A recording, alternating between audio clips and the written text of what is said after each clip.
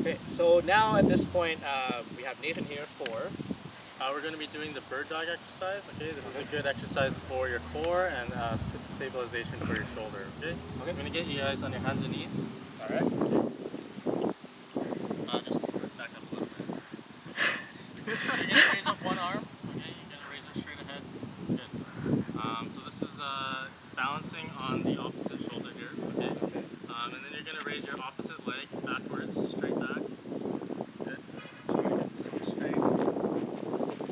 Good. Okay. From here, you're just going to be holding this for about 20 seconds. Okay.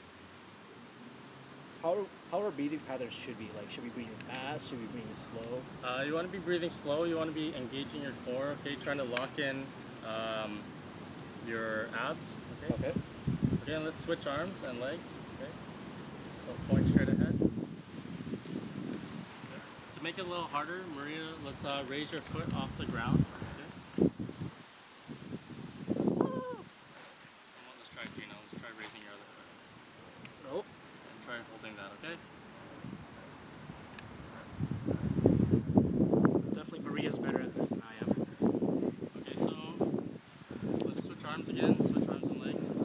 So this exercise is good to engage the stabilizing muscles in the shoulder. Is there a certain our head position should be, or our shoulder positioning? In line with the spine. Yeah, so straight ahead. Okay, you want to keep your back and your pelvis flat. Okay, you should be able to balance a cup of water on your back and not let it spill. Okay. Okay, good. Awesome. I'm definitely tired after these sessions.